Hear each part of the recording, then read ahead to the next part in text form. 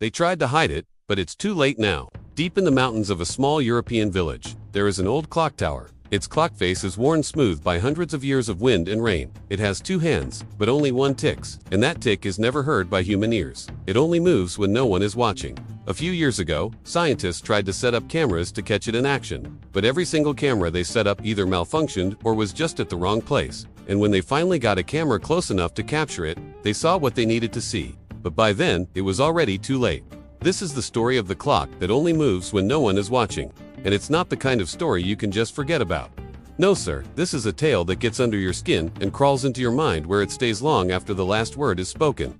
Imagine sitting in a cozy cafe, sipping a warm beverage, the steam rising like a phantom limb reaching for your face. Outside, the rain is coming down in sheets, blurring the world into soft grays and muted greens. Inside, the air is thick with the aroma of cinnamon and old books, the perfect setting for a ghost story. But this story isn't about ghosts. Oh, no. This is a story about something far more elusive and mysterious, something that defies the very laws of time itself. A clock that seems to possess a consciousness of its own. Deep in the heart of a nameless mountain village, there stands an ancient clock tower, its weathered face a testament to countless years of relentless rain and biting winds. Time has not been kind to this structure, but it neither crumbles nor bends. It just keeps standing there, stoic and unwavering, like an old man who's seen it all before. This tower has a clock face with two hands, but only the shorter one moves. And here's the kicker, it only moves when no one's looking. Imagine standing beneath that clock, watching the hands move in perfect sync. Then you turn away for a moment to check your phone, and when you turn back, the minute hand has frozen in place. You think you're going crazy until you realize that it only moved when you were paying attention. It was until much later that someone had the bright idea of setting up a camera to monitor the clock. At first, it seemed like a great idea, a simple solution to a strange problem. But then the results started coming in and they were nothing short of bizarre. The footage showed the camera lens itself moving backwards, as if something was trying to rewind time. And if that wasn't weird enough, sometimes the clock would simply vanish from the frame, only to reappear, seconds later, seemingly out of nowhere. There was no denying what they were seeing, yet no one could explain it. Some said it was a glitch in the matrix, others blamed it on temporal anomalies. But whatever the reason, it was clear that this clock was no ordinary timepiece. It was something more, something beyond human comprehension. And so the people of the village began to whisper tales of the clock that only moves when no one is watching. Tales filled with wonder and fear, passed down from generation to generation like a campfire story. For centuries, people have been fascinated by the idea of time travel, the possibility of traveling to the past or the future. But what if time travel isn't just a fantasy? What if it's happening right under our noses? Imagine a world where time isn't linear, where it can bend and twist in ways we can't comprehend. A world where a clock can move backwards when no one's looking. That's the world the villagers are living in. A world where time itself is a mystery to be solved. And they're not alone. Scientists from all over the world have come to this village to try and understand the phenomenon. One team of physicists set up a complex array of cameras and sensors around the clock tower, hoping to capture any anomalies in space-time. But no matter how hard they tried, they could only observe the clock when it was still. Whenever they managed to capture it in motion, the footage was corrupted, rendering it useless. Another group of scientists attempted to measure the gravitational pull around the clock, believing that some unseen force might be at play.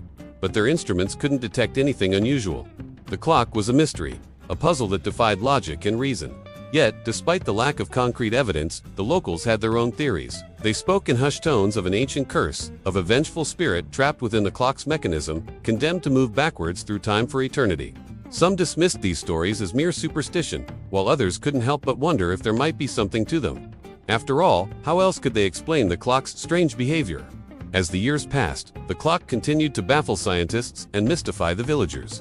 It became a local legend, a tale told to scare children and keep them indoors at night. Then one day, a young woman named Alara decided she'd had enough of the fear and secrecy surrounding the clock. She was a writer, always fascinated by the strange and unusual, and when she heard the legend of the clock, she knew she had to investigate.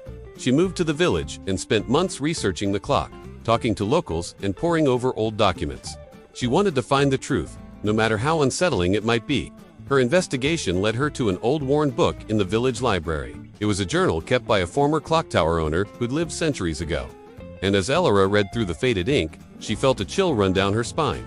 In the journal, the clock's previous owner described the exact same phenomenon, the clock moving backwards when no one was looking. He'd written about the fear and confusion it caused, the whispers of a curse and the tales of a vengeful spirit, but there was more.